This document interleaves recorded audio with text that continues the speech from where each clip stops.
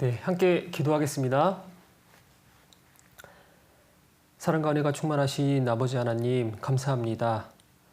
죄와 허물로 죽을 수밖에 없었던 저희들을 불쌍히 여겨주시고 독생자 예수 그리스도를 세상 가운데 보내주시고 죽기까지 흘려주신 주님의 그 크신 사랑으로 저희 모든 죄를 영원히 사하여 주신 주님 참으로 감사드립니다. 또 주님의 몸된 교회 안에서 이렇게 교제할 수 있도록 많은 여건과 환경 주신 것 감사드립니다.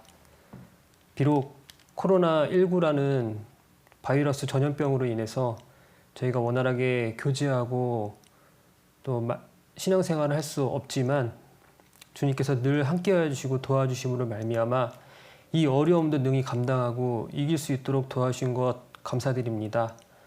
더욱더 하나님의 은혜를 생각하고 주님의 그 은혜에 저희가 항상 보답하는 삶이 될 수 있도록 늘 도와주시고 인도해 주시길 간절히 기도드립니다. 오늘 교제의 시종을 온전히 주님께만 의지합니다. 언제나 우리를 사랑하시는 예수님의 이름으로 감사하며 기도드립니다. 아멘. 안녕하십니까? 네, 반갑습니다. 찾는 말씀으로 전도서 3장 함께 보겠습니다. 전도서 3장 네, 1절인데요. 구약성경 949페이지입니다. 전도서 3장 1절. 찾았으면은 제가 읽겠습니다. 천하의 범사가 기한이 있고 모든 목적이 이룰 때가 있나니. 오늘 주제 이성교제에 대한 주제로 오늘 1시간 같이 이렇게 성경을 상고하면서 우리가 교훈으로 삼을 수 있는 부분들을 한번 확인을 해보겠습니다. 지금 이제 여러분들 이제 청소년기잖아요. 그래서 이제 나의 외모가 이제 좀 이렇게 급격하게 변화가 되고 또 나의 인격이 아마 이렇게 많이 이제 변화가 되는 그런 모습을 볼 수가 있습니다. 자, 이것은 바로 내가 이제 성인이 되어 가고 있다라고 말씀을 드릴 수가 있는데요. 내가 어떤 신체적으로 인격적으로 또 변화가 되는 이 시점에 이상하게도 우리는 다른 이성에게 이렇게 관심을 갖고 끌리게 됩니다. 자꾸 생각나게 되고 괜히 잘해주고 싶고 여러 가지가 이렇게 끌리게 되는데요. 우리가 이렇게 비록 이런 생각이 들지만 좀 뭔가 서툴고 좀 미숙한 모습이 좀 있어서 우리 이제 부모님들이나 선생님들은 우리가 이제 이렇게 다른 이성을 만나는 그런 시간들을 또 만남들을 별로 원하지 않는다는 것을 잘 알게 될 겁니다. 그래서 그 이유를 보면은 이제 대부분 학업에 이제 문제가 되고요. 그리고 이제 이 학생의 시기를 지나서 여러분들이 이제 성인이 되면은 또 결혼할 정년기가 되면 그때 정말 원 없이 이성교제를 할 수가 있기 때문에 지금은 부모님들의 입장 또 선생님들의 입장은 이성교제를 하는 것을 많이 이렇게 반대하고 이렇게 추천하지 않습니다. 자, 그런데 지금 오늘 말씀 듣고 있는 여러분들은 어떤 생각을 갖고 있는지가 되게 궁금한데요. 아마 대부분의 우리 학생들은요, 이렇게 남자와 여자, 그러니까 다른 이성 간의 그 만남, 바로 사귀는 것이 어떤 이렇게 반대하는 의견보다는 찬성 쪽으로 이렇게 생각하는 분들도 꽤 많다 생각이 듭니다. 자, 왜 그러냐면요. 그 청소년 이성교제의 실태에 대한 조사를 좀 한 거를 좀 확인을 좀 해봤어요. 보니까 청소년기 이성교제에 대해서 어떻게 생각하느냐라는 질문에 한 79%가 자연스러운 현상입니다. 이성교제 해도 괜찮습니다. 라고 해서 청소년 분들이 실제로 이렇게 대답을 해주셨습니다. 79%가. 그리고 이성교제를 해서는 안 됩니다가 한 7%, 그리고 잘 모르겠다라고 대답하는 분이 한 14% 정도 이렇게 차지하고 있다라고 이렇게 통계 자료가 나오고 있습니다. 이처럼 우리 학생의 형제 자매님, 그러니까 우리 학생들은 이렇게 좀 이렇게 열려 있는 마음으로 또 학교 내에서 아니면 이렇게 그 학원 내에서 이성교제에 대해서 찬성을 하는 게 의견이 대부분인데요. 근데 좀 충격적인 이제 이런 또 통계가 나왔는데 이렇게 연애를 하는 이성교제를 하는 20명 중에 한 명꼴로 참 이렇게 성관계까지 이어지는 일이 이제 벌어진다고 합니다. 다들 아시겠지만 지금 SNS 그다음에 인터넷이 너무 발달돼 있다 보니까 요즘 이게 청소년들 대부분이 너무나 많은 정보들을 이렇게 알고 있어요. 그래서 학교에서 나름 어떤 성교육도 하고 여러 가지로 교육을 하고 있지만 실은 우리 학생들이 더 많은 정보들을 유입이 되고 있고 많은 내용들을 알고 있기 때문에 그것이 이제 호기심으로 어떻게 발동이 돼서 너무나도 어린 나이에 그 선을 넘게 되는 그래서 결국 원치 않는 어떤 임신까지도 이르게 되고 정말 불행하게도 나중에는 낙태까지도 이렇게 진행하게 되는 그런 사건까지 진행이 된다는 것을 알게 되면요. 참 지금 현실이 조금 좀 무섭기도 합니다. 자, 그래서 우리는 하나님이 알려주시는 그 명확한 기준과 원칙을 우리가 알고 있어야지만 이런 어려움에서 우리가 이제 극복을 할 수 있다는 것인데요. 그것을 알고 있어야 이게 옳은 방향인지 아니면 잘못된 방향인지를 우리가 정말 현명한 선택을 할 수 있고 그래서 후회를 하지 않는 그런 상황을 남길 수가 있다는 건데요. 여러분들은 지금 이성교제를 하실 때 아직은 지금 미숙하고 약간 좀 서툴고 잘 모르는 부분이 있기 때문에 성경을 믿는 우리 그리스도인 형제 자매님들은 성경에 입각해서 그 이성교제 그 시각을 좀 바라봤으면 좋겠습니다. 그래서 아까 방금 우리가 찾았던 말씀 중에 천하의 범사가 기한이 있고 그 모든 목적이 이룰 때가 있나니라고 이제 이렇게 말씀을 하셨는데요. 하나님께서는요 모든 목적과 그 기한 바로 이룰 때가 있다는 겁니다. 여러분들이 이제 이성교제를 하고는 싶지만 그 할 때가 있다. 그 할 때가 있다라고 하나님께서는 말씀을 하셨기 때문에 우리는 그 말씀에 집중을 해서 내 생활 가운데 좀 적용을 하고 살아가야 됨을 좀 알게 됩니다. 자, 그러면 아까 전도서 3장에 있는 말씀 중에 범사의 기한이 있고 그 모든 목적이 있다라고 하는데요. 오늘 이 시간 하나님께서 말씀하셨던 그 목적과 그러면 기한을 통해서 우리가 그 이성교제에 대한 그 문제를 나름의 좀 극복할 수 있는 방법들을 좀 만들어 볼까 합니다. 그래서 그러면 먼저 하나님께서 그 목적으로 만드신 남자 여자를 창조하신 그 목적을 한번 생각을 해보도록 하겠습니다. 창세기 1장입니다. 창세기 1장 27절 찾겠습니다. 네, 창세기 1장 27절입니다. 창세기 1장 27절부터 28절이고요. 네, 창세기 1장 27절부터 28절 찾았으면은 제가 읽겠습니다. 하나님이 자기 형상 곧 하나님의 형상대로 사람을 창조하시되 남자와 여자를 창조하시고 하나님이 그들에게 복을 주시며 그들에게 이르시되 생육하고 번성하여 땅에 충만하라 땅을 정복하라 바다의 고기와 공중의 새와 땅에 움직이는 모든 생물을 다스리라 하시니라 라고 되어 있어요. 자, 여기 보면은 하나님께서 사람을 창조하셨을 때 하나님의 형상대로 사람을 창조하셨다라고 되어 있고요. 자, 그 다음 나오는 말씀에 남자와 여자를 창조하셨다라고 되어 있습니다. 예, 남자와 여자. 왜 하나님께서는 이렇게 두 가지 성을 구분을 해서 남자와 여자로 창조를 하셨을까라고 한번 생각을 해보게 되는데요. 하나님은 능력자시고 이렇게 권능이 충만하신 분이잖아요. 그렇기 때문에 얼핏 우리의 이제 인간적인 생각을 하게 된다면 하나님이 굳이 왜 성을 하나만 만들어도 되는데 왜 두 개를 만들었을까라고 생각을 해볼 수도 있겠다 싶습니다. 그 대표적인 하나님이 만드신 피조물 중에는요, 바로 천사가 있죠. 천사. 천사는 바로 남자와 여자 이런 성이 없습니다. 네, 그래서 성경에 보면은 천사는 시집가고 장가가지 않는다라고 이렇게 말씀하고 있어요. 예, 그래서 남성과 여성으로 구분되지 않았다.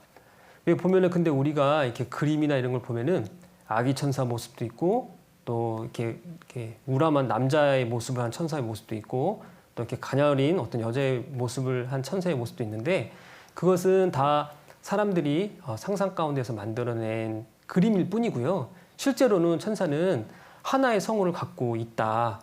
예. 자, 그래서 이걸 보면은 사람도 이렇게 하나의 성호로 했으면 하지 않았을까? 뭐 이런 생각도 좀 해볼 수 있는데요. 그런데 하나님이 이렇게 천사를 하나의 성으로 만드시고 그리고 그 수를 정해서 창조를 하셨습니다. 그래서 요한계시록에 보면은 천사들을 만만이고 천천이다 이렇게 말씀을 하고 계세요. 그만큼 많은 수를 정해놓고 하나님께서는 창조를 하셨는데 그런데 그에 반해서 사람은 정해놓지 않았죠. 그 수를. 예, 그 수를 정해놓지 않았고 하나님 사람에게만 특별하게 두 가지 성을 주시면서 창조를 하셨는데 그거에 대한 목적이 분명히 있다라는 것이죠. 자, 그것은 바로 하나님은 첫사람 아담과 하와를 창조하시고 바로 생육하고 번성하고 땅에 충만하기 위해서 이렇게 두 가지 성을 만드셨고요. 그리고 결혼 제도를 그렇게 해서 허락을 하셨다라고 알면 될 것 같습니다. 자, 우리 창세기 2장 한번 보겠습니다. 창세기 2장 24절입니다. 창세기 2장 24절이에요. 네, 창세기 2장 한 장 넘겨서 24절. 네, 찾았으면은 제가 읽겠습니다. 이러므로 남자가 부모를 떠나 그 아내와 연합하여 둘이 한 몸을 이룰지로다 라고 되어 있어요. 예, 바로 하나님께서 결혼이라는 제도를 허락을 해서 두 가지 성을 창조하셨죠. 그 다음에 결혼이라는 제도를 허락을 하셔서 부모를 떠나 그 아내와 연합하여 둘이 한 몸이 되어라 라고 이제 말씀을 하셨습니다. 자, 이것은 바로 하나님께서 복을 주고 땅에 충만해서 생육하고 번성하기 위해서 이런 결혼이라는 제도를 이렇게 사람들에게 허락을 하셨다라는 것을 알 수가 있는데요. 이렇게 부모를 떠나서 남자가 아내와 하나가 되면 연합이 되면 하나님께서 아주 귀한 선물을 주십니다. 열매, 바로 자녀라는 선물을 주시죠. 예, 그래서 더욱더 이 가정을 통해서 하나님을 더 온전하게 또 힘있게 섬길 수가 있다라는 것인데요. 먼저 잠깐 판서를 좀 하면서 좀 설명을 좀 드리겠습니다. 자, 우리가 그 한문으로 사람 인자 이렇게 쓰죠. 자, 이렇게 쓰고요. 그리고 하나님께서 첫사람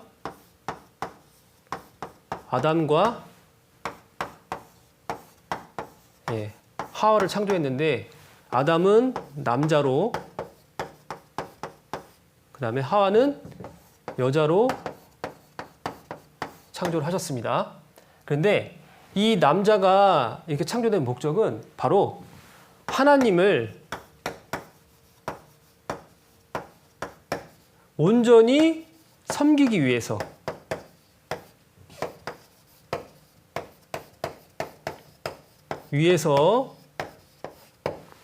창조가 되었고요. 그 다음에 이 하와 여자는요, 하나님을 온전히 섬기기 하는 역할을 돕기 위해서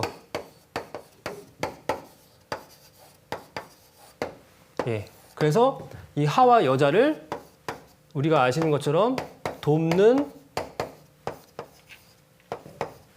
배필이다. 자, 이렇게 말씀을 하고 있습니다.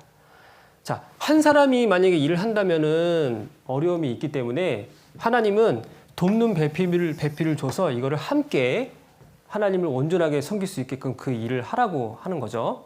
그래서 제가 처음에 그렸던 이 사람인자를 보면, 자, 요거는 남자라고 생각하면 돼요. 그리고 요 밑에는 여자라고 생각하시면 되는데요.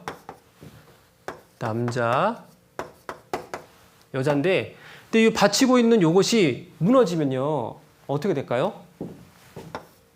네, 이렇게 되겠죠? 이런 식으로 무너져 버리겠죠? 예. 그래서 이렇게 남자와 여자가 함께 도와서 하나님을 온전히 섬길 수 있게끔 하나님이 그렇게 창조를 하셨다는 겁니다. 예. 자, 그래서 우리가 그 전도서 4장에 보면은 한 사람이면 패하겠거니와 두 사람이면 능히 당하나니 삼겹줄은 쉽게 끊어지지 않는다라는 그런 말씀이 있어요. 이 말씀은 우리 보면은 결혼식 할 때 목사님들이 이게 주례 가운데 많이 쓰는 말씀 중에 하나입니다. 자, 이렇게 남자와 여자를 하나님께서 창조하셨던 이유는 하나님을 온전하게 잘 섬길 수 있게끔, 하나님이 주인이 되시고 바로 이렇게 남자 여자가 같이 주님을 온전히 섬길 수 있게끔, 그러면 삼겹줄이 되죠. 그것은 쉽게 끊어지지 않는다라는 것을 알려주기 위해서 하나님께서 이 부분을 허락을 하셨다는 겁니다. 자, 그런데 이제 이 모습이 단지 그냥 결혼의 모습이라고 생각할 수도 있겠지만, 이 모습은 나중에 훗날 교회의 모습이 되기도 합니다. 자, 우리 에베소서 5장 한번 보겠습니다. 에베소서 5장 30절입니다. 에베소서 5장 30절. 네, 에베소서 5장 30절부터 33절인데요. 자, 찾았으면은 제가 또 읽겠습니다. 우리는 그 몸의 지체임이니라. 이러므로 사람이 부모를 떠나 그 아내와 합하여 그 둘이 한 육체가 될지니 이 비밀이 크도다. 내가 그리스도와 교회에 대하여 말하노라. 그러나 너희도 각각 자기의 아내 사랑하기를 자기 같이 하고 아내도 그 남편을 경외하라라고 되어 있어요. 자, 우리가 봤던 이 남자와 여자를 통해서 하나님을 온전히 섬기는 이 모습은 장차 이 교회의 이제 모습으로 이제 나타난다는 건데요. 우리가 교회 안에서 이제 구원을 받게 되면은 이제 그리스도인으로 삶을 살죠. 그러면 바로 예수님은 우리의 신랑이 되시고 우리는 예수님의 신부로 예비가 됩니다. 그래서 그 교회 안에서 우리가 하나로 연합이 되면, 방금 아까 남자와 여자가 결혼을 해서 하나님의 축복 가운데 자녀라는 선물 주셨잖아요. 자, 마찬가지로 우리가 교회 안에서 주님과 함께 하나가 되면은 이제 영혼이, 새로운 영혼이 바로 구원받는 그런 일들이 벌어진다는 겁니다. 그런 기쁨들이 계속 진행이 된다는 것이죠. 자, 이거는 결혼 제도가 어떻게 보면은요, 단지 그냥 구원받은 형제님과 자매님이 어떤 가정을 이루고 끝난다, 이게 아니고요. 더 나아가서는 이 교회와 되게 밀접하게 연결이 되어 있음을 알게 된다는 것이죠. 바로 생명이 탄생을 하고 그 다음에 탄생한 그 생명이 그 부모 안에, 그 가정 안에서 성장하는 것처럼 바로 교회 안에서 이렇게 성장하는 모습이 일치하다라는 것을 알 수 있습니다. 그래서 보면은 우리도 가정 가운데서 아이가 태어나면은 부모님의 아주 사랑을 듬뿍 받고 성장을 합니다.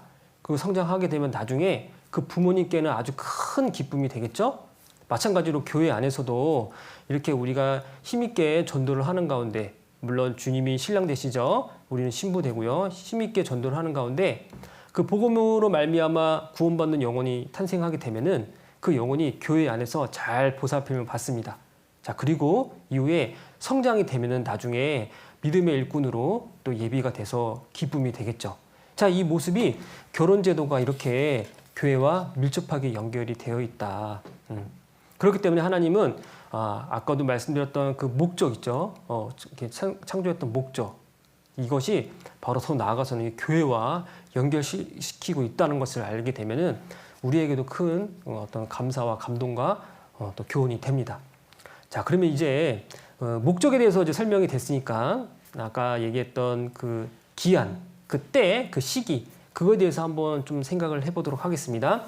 마태복음 19장 보겠습니다. 마태복음 19장, 신약성경 마태복음 19장입니다. 네, 마태복음 19장 4절부터 6절인데요. 마태복음 19장 4절부터 6절. 네, 찾았으면은 제가 또 읽도록 하겠습니다. 마태복음 19장 4절부터 6절입니다. 네, 찾았으면은 제가 읽겠습니다. 예수께서 대답하여 가라사대 사람을 지으신 이가 본래 저희를 남자와 여자로 만드시고 말씀하시기를 이러므로 사람이 그 부모를 떠나서 아내에게 합하여 그 둘이 한 몸이 될지니라 하신 것을 읽지 못하였느냐. 이런즉 이제 둘이 아니요 한 몸이니 그러므로 하나님의 짝지어 주신 것을 사람이 나누지 못할지니라 하시니라고 되어 있어요. 자, 이 말씀을 보면요, 하나님께서 한 형제와 한 자매가 주님의 축복 가운데서 이제 결혼을 이제 하는데요. 실은 그것이 하나님께서 이미 짝을 지어 주었기 때문에 이것을 사람이 감히 나눌 수 없다라는 겁니다. 예. 그래서 우리도 보면은 지금은 여러분들이 학생 신분이기 때문에 뭐 언제 우리가 이제 뭐 결혼에 대해서 생각하기가 좀 어렵지만 앞으로 그 기한이 되고 그 시간이 되면은 바로 나의 그 동반자, 나의 짝, 그러니까 나의 형제 또 나의 자매가 지금 어딘가에 예비되어 있다라고 얘기하고 있는 겁니다. 그 때가 있다는 거예요. 그래서 여러분들이 그 보면 천하의 범사가 기한이 있고 그 모든 목적이 이룰 때가 있다라고 말씀하신 것처럼 바로 그 때를 기다려야 된다는 것이죠. 예, 그 때. 우리가 이제 앞으로 시간이 흘러서 성인이 되고 이제 마음껏 이성교제를 하는데 물론 결혼을 전제로 이성교제를 합니다. 그러면서 결혼을 할 그 때가 있고 예비하신 나를 위해서 예비하신 그 짝이 있다라고 이제 말씀을 해주시는 거예요. 그래서 하나님이 짝 지어주신 것을 사람이 감히 나눌 수 없다. 자, 이거는 나에게 정해진 그 짝이 있다라고 하나님께서는 말씀을 하시는 겁니다. 그래서 우리는 지금은 학생의 신분이기 때문에 학업에 대해서 일단 집중을 열심히 하시고요. 그리고 내가 공부를 열심히 해서 어느 순간 이제 부모의 힘을 받지 않고 내 스스로가 독립할 그 시간이 되고 또 결혼할 수 있는 그 시간이 된다면은 교회 가운데서 또 주님의 그 축복 가운데서 예비된 짝과 결혼을 하시면 됩니다. 예, 그래서 그때까지 좀 힘들더라도 기다리시면 될 것 같아요. 자, 그래서 우리는 이제 그때를 이제 기다리면서 이제 살아가야 되는데, 자, 문제는 일대 이제 그 시간 자체를 기다리기가 좀 쉽지 않는 연약한 우리 육신을 갖고 있고요. 또 하나는 우리를 방해하는 많은 그 요소들이 많다는 거죠. 나를 유혹하고 넘어뜨리는 많은 것들이 많다. 그래서 왜 보면은 우리를 지금 마지막 시대 그렇게 얘기를 하잖아요. 지금 세상이 이제 불법이 성하고 사랑이 막 식어가고 있습니다. 그리고 지금 막 범죄가 더 범죄율이 올라가고 있고 죄가 지금 세상 가운데 간영하고 있어요. 가득 차고 있어요. 자, 그러면 공통점으로 보여주는 현상은 항상 이 죄가 가득할 때는요, 성적으로 항상 타락이 됩니다. 예. 그래서 지금 성 개방 시대, 그다음이니까 성 자유화 시대. 그래서 내가 갖고 있는 성을 내 마음대로 쓰자. 막 이런 식으로 이 세상이 돌아가고 있어요. 근데 연약한 내가 봤을 때 그런 세상 가운데서 휩쓸려 버리면 당연히 넘어지고 낙심이 될 수 있겠죠. 그리고 이제 그걸로 인해서 안 좋은 결과까지도 찾아올 수 있기 때문에 우리 스스로는 정말 하나님의 그 교회 안에서, 주님의 교회 안에서 말씀으로 보호를 받고 또 주님의 도우심으로 이 모든 것들을 이제 나가야 된다라는 것을 좀 알게 됩니다. 그래서 하나님이 나에게 허락했던 그 기한을 지키기 위해서 내가 할 수 있는 여러 가지 한 원칙에 대해서 한번 조금 살펴보도록 하겠습니다. 자, 먼저는 나를 지킬 수 있는 원칙, 그걸 좀 보면요. 먼저는 우리가 무엇을 보느냐가 참 중요한 것 같아요. 무엇을 보느냐. 창세기에 보면은 그 야곱의 딸 디나라고 있습니다. 디나. 이 디나가 다들 이제 오빠인데 이제 딸로 혼자 태어난 거예요. 근데 그 추장 중에 세겜이라는 사람이 있었습니다. 근데 그 세겜 땅에는 여자들이 너무 화려한 모습을 갖고 있었어요. 그래서 이 디나가 그 화려한 여자를 보고 싶어서 그 땅에 들어갑니다. 예, 보고 싶어서 그 땅에 들어갔는데 결국에는 그 추장 세겜이라는 사람에 의해서 겁탈을 당하죠. 강간을 당하게 돼요. 그래서 이 강간 당한 소식을 야곱의 그 이제 아들들이 알게 되고요. 결국에는 나중에는 그 세겜 족속 그 가문을 완전히 몰살시키는 그 어떤 피바다가 되는 좀 끔찍한 사건이 좀 벌어집니다. 그러니까 이 디나가 무엇을 보는 것부터 출발을 해서 나중에는 끔찍한 이제 결과가 됐다는 것을 알게 되는데요. 그 똑같은 비슷한 사건이 또 있습니다. 사무엘하 11장을 보겠습니다. 사무엘하 11장. 네, 사무엘하 11장 2절입니다. 사무엘하 11장 2절. 구약성경 477페이지입니다. 사무엘하 11장 2절입니다. 네, 찾았으면은 제가 또 읽겠습니다. 저녁 때 다윗이 그 침상에 일어나 왕궁 지붕 위에서 거닐다가 그곳에서 보니 한 여인이 목욕을 하는데 심히 아름다워 보이는지라 라고 되어 있어요. 자, 여기서 보면 다윗이 저녁 늦게 침상에서 일어났습니다. 그래서 본인의 왕궁 그 지붕에서 이렇게 거닐고 있는데 딱 본 거죠. 자, 뭘 봤냐면은 아주 아름다운 여인을 눈으로 본 겁니다. 자, 그 여인은 뭐 아시는 분도 있겠지만 이름은 밧세바죠. 바로 솔로몬의 이제 어머니인데요. 이 밧세바를 보는 순간 이 다윗이 해서는 안 되는 죄를 짓게 돼요. 왜 보면은 마태복음 5장에 보면은 이제 사람이 이제 마음에 그 여자를 보고 음욕을 품는 자마다 이미 간음했다라는 그런 말씀이 있거든요. 그러니까 이미 이 다윗은 그 밧세바를 보고 음욕을 품었어요. 예, 품고 결국에는 행동으로 실행을 했습니다. 그래서 동침을 합니다. 예, 동침을 해서 결국에는 간음죄를 저지르게 되죠. 간음죄. 이 간음이라는 거는 내가 배우자가 있음에도 불구하고 다른 대상과 관계를 맺는 그런 부분들을 이제 간음이라고 하는데요. 이 다윗은 그렇게 간음죄를 저지르게 됐고 또 그 간음죄를 덮기 위해서 바로 이 밧세바의 남편 우리아를 죽이는 살인죄까지도 저지르는 그런 안타까운 사건이 진행이 됩니다. 네. 자, 이것을 보면은 우리가 무엇을 보는 게 참 중요하구나라는 것을 생각하게 돼요. 항상 보는 것부터 그 죄가 출발한다라고 생각하시면 될 것 같습니다. 그래서 우리가 호기심에 이성교제를 합니다. 그래서 내 주변에 있는 나의 짝과 바라보게 됩니다. 바라보게 되면은 손을 한번 잡고 싶고 손 잡으면 이제 더한 스킨십을 하고 싶고 더한 스킨십을 하게 되면 더 격한 또 스킨십을 하게 되고 그렇게 되면 나중에는 선을 넘게 되는 그런 상황까지도 간다. 그리고 이제 우리 특히 우리 형제님들은 지금 이제 아무래도 스마트폰과 인터넷이 너무 발달되다 보니까 이런 음란한 영상과 이미지들이 너무 노출이 되어 있어요. 근데 그런 것들을 이제 내 순간 은밀한 곳에서 봅니다. 예, 봐요. 보고 그것이 이제 행동으로 옮기고 싶은 마음이 막 충동질합니다. 근데 그게 나중에는 절제를 못하는 상황이 발생을 하게 되고 더 나아가서 성범죄까지 할 수 있는 그렇기 때문에 이 보는 것이 정말 중요합니다. 네. 그래서 우리가 무엇을 보느냐, 무엇을 봐야 되느냐 이게 정말 중요하고요. 그리고 제 출발은 항상 보는 것부터 출발하게 된다는 것을 좀 알고 거기에 대해서 경계를 좀 해야 될 것 같습니다. 자, 그래서 우리는 이 젊은 날 바로 이 청년의 정욕을 제어해야 되는데요. 제어하기가 쉽지 않기 때문에 하나님께서는요. 피해라라고 얘기합니다. 피해라. 자, 디모데후서 2장입니다. 디모데후서 2장 보겠습니다. 자, 신약성경 디모데후서 2장 22절 디모데후서 2장 22절입니다. 디모데후서 2장 22절 자, 찾았으면 제가 읽을게요.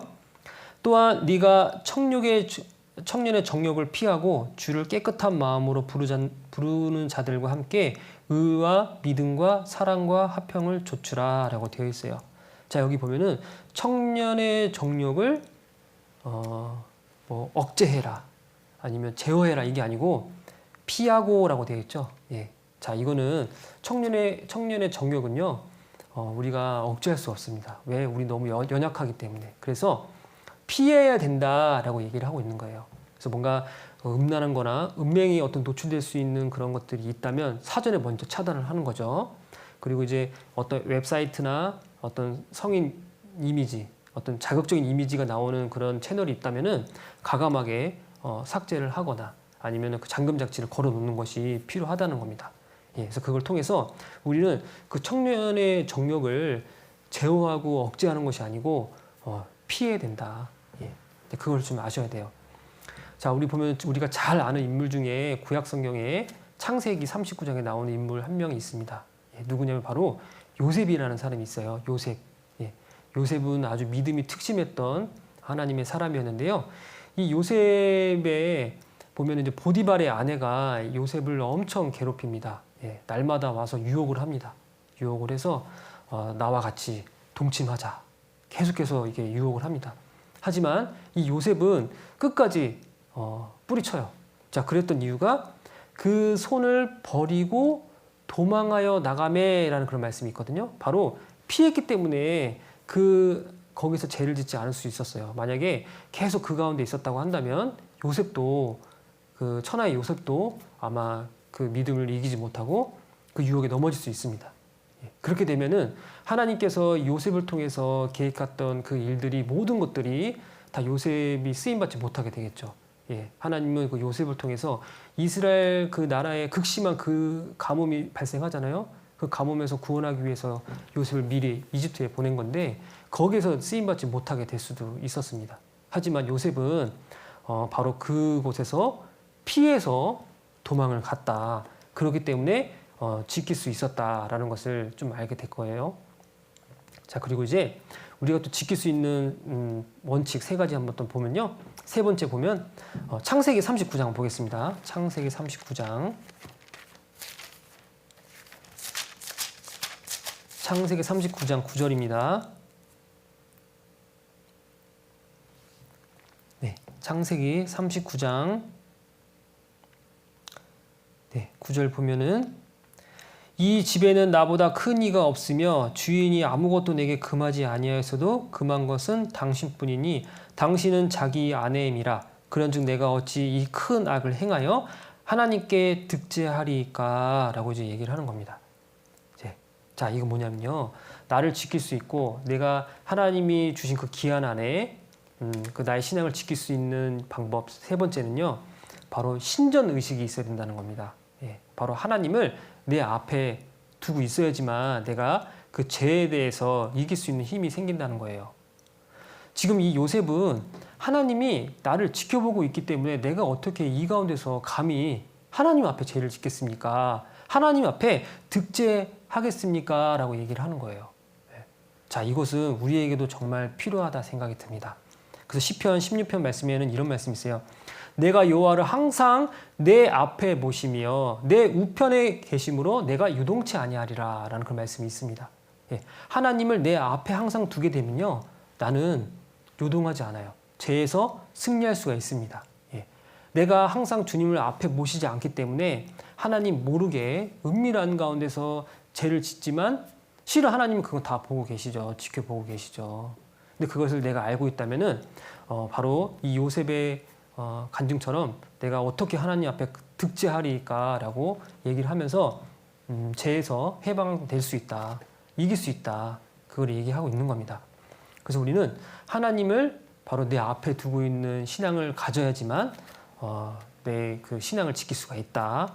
그리고 지켜보는 눈이 너무 많다는 것을 우리가 알고 있어야 돼요. 지켜보는 눈. 내가 홀로 내 방에 있다라고 해도 나를 보고 있는 눈이 너무 많다라는 것을 일단 아실 필요가 있습니다. 자, 먼저 첫 번째는 누가 보고 있냐면요. 사탄이 보고 있습니다. 사탄이 호시탐탐 넘어질 그 틈을 노리고 있습니다. 약점을 캐치를 해서 어떻게 해서는 그 약점을 갖고 넘어뜨리게 하기 위해서 이 사탄은 계속해서 우리를 지켜보고 있습니다. 자, 그리고 또 하나 천사가 우리를 지켜보고 있습니다. 왜냐하면 천사는 구원받은 후사를 위해서 수종들기 위해서 섬기기 위해서 창조된 영이잖아요.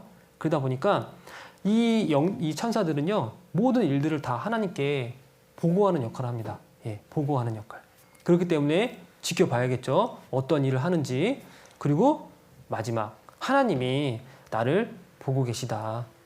그래서 보면 하나님은 나의 그 머리털까지도 다 세심바 되시고 나를 눈동자같이 지키신다라고 되어 있고 나의 앉고 일어섬도 아시고 또 나의 그 마음에 있는 모든 생각과 마음을 통찰하신다라고 하시잖아요. 이렇게 하나님은 나에 대해서 모르는 게 없으신 분입니다. 그래서 나를 다 지켜보고 있어요. 그래서 하나님이 내 앞에 있다라고 생각하게 되면은 내 스스로가 죄에 대해서 보호받을 수 있게 된다라는 것을 좀 생각을 해보면 좋겠습니다. 자, 그리고 시편 119편 보겠습니다. 시편 119편 11절 시편 119편 11절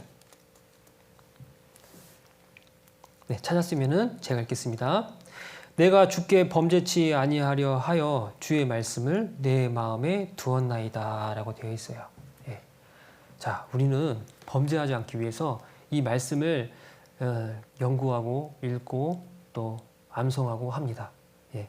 계속 보고 또 보고 계속 익히고 내 마음에 가득 채웁니다. 그 이유는 바로 내가 주께 범죄치 않기 하기 위해서 주의 말씀을 바로 내 마음에 두기 위해서 이 말씀을 계속 보는 겁니다. 말씀을 익히고 보고. 근데 내가 만약에 말씀을 보지 않는다.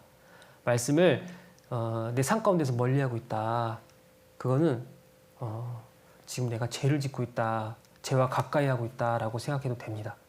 그래서 여러분들은 죄에서 이기고 싶은 마음이 있거든 하나님의 말씀을 내 안에 두셔야 돼요. 그래서 여기 보면은 9절에도 청년이 무엇으로 그 행실을 깨끗게 하리이까 주의 말씀을 따라 상갈 것이니이다 라고 되어 있죠.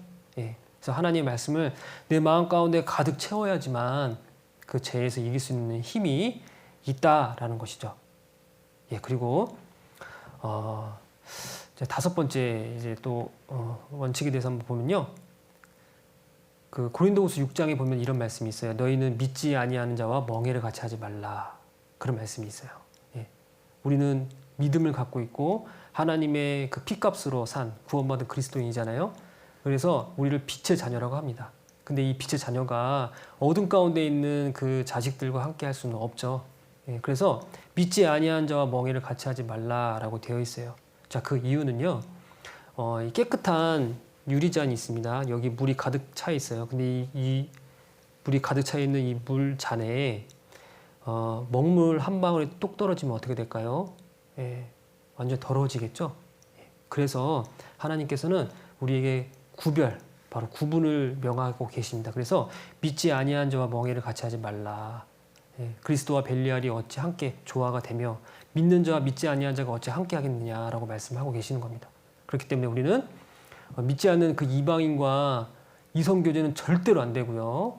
또 그들과 섞이면 안 된다. 그거를 좀 우리는 교훈으로 삼고 경계를 좀 해야 될 것 같습니다. 예, 그리고 이제 디모데전서 5장 2절에 이런 말씀이 있어요. 늙은 여자를 어미에게 하듯 하며 젊은 여자를 일절 깨끗함으로 자매에게 하듯 하라 라고 되어 있어요. 예, 자매하듯 일절 깨끗함으로 자매에게 하듯 하라 라고 되어 있어요.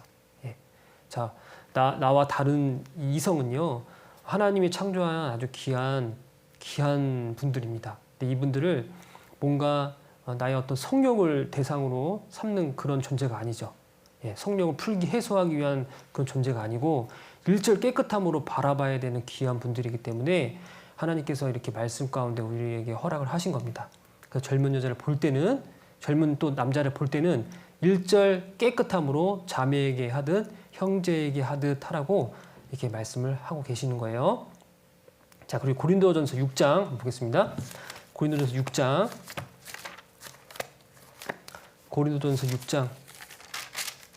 19절 부터 20절입니다. 고린도전서 6장 19절부터 20절.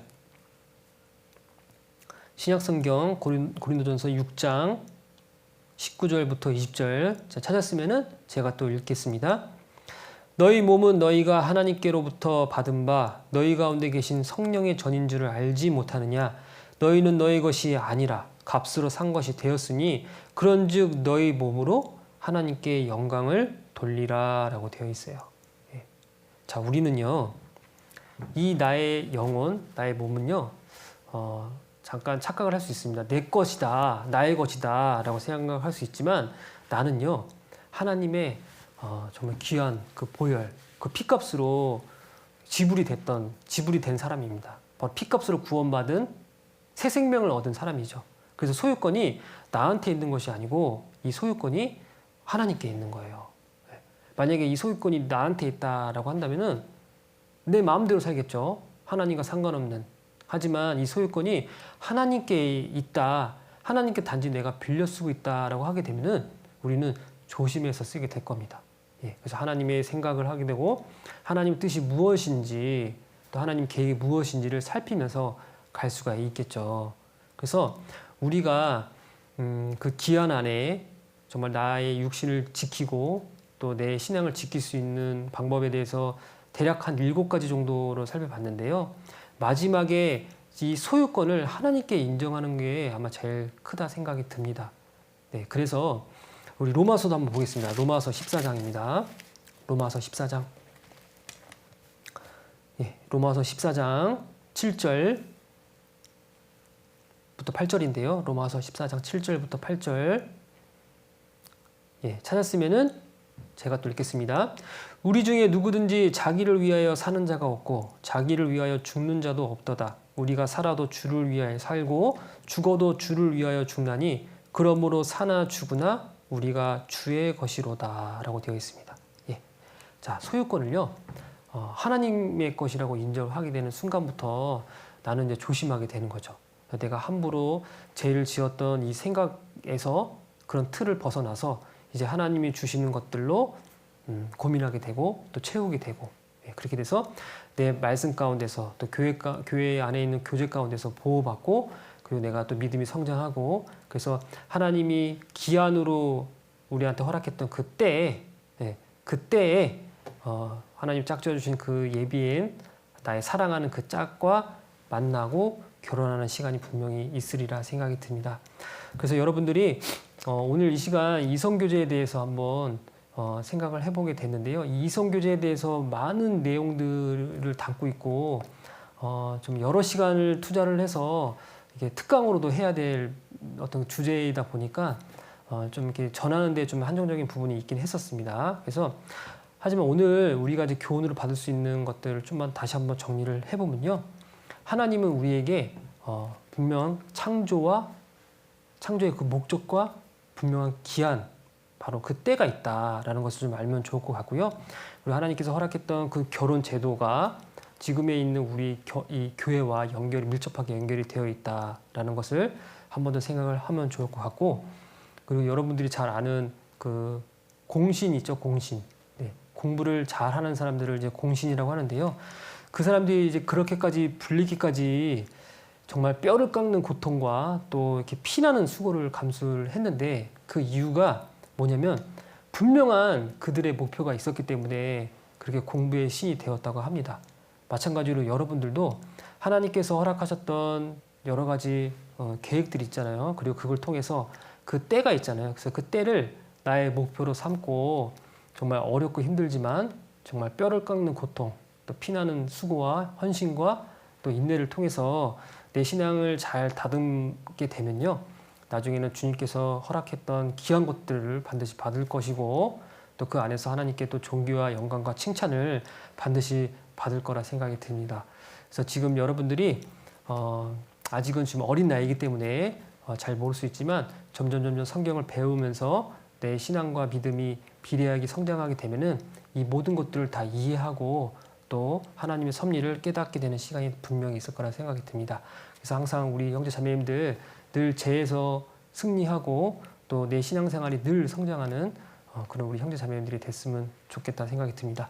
예, 그럼 제가 잠깐 기도하고 마치겠습니다. 네. 주님 감사합니다. 저희들을 구원하여 주시고 주님의 나라를 소망할 수 있는 기회 주심을 너무나도 감사드립니다. 또 주님의 몸된 교회 안에서 저희들을 붙잡아 주시고 또 보호해 주심을 또한 감사드립니다. 더욱더 저희 믿음을 성장시켜 주시고 단련시켜 주셔서 주님의 그 일꾼으로 예비되고 또 주님을 위해서 헌신하고 또 수고하는 우리들이 될 수 있도록 늘 저희들을 도와주시고 인도해 주시길 간절히 기도드립니다. 코로나19로 인해서 정말 세상 가운데서 정말 신앙생활을 지키지 못하는 우리 형제 자매님들도 있습니다.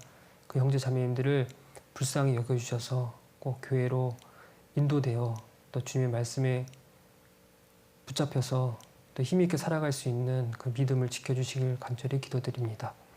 오늘 교제 시종 함께해 주심을 다시 한번 감사드리오며 언제나 우리를 사랑하시는 예수님의 이름으로 감사하며 기도드립니다. 아멘. 예.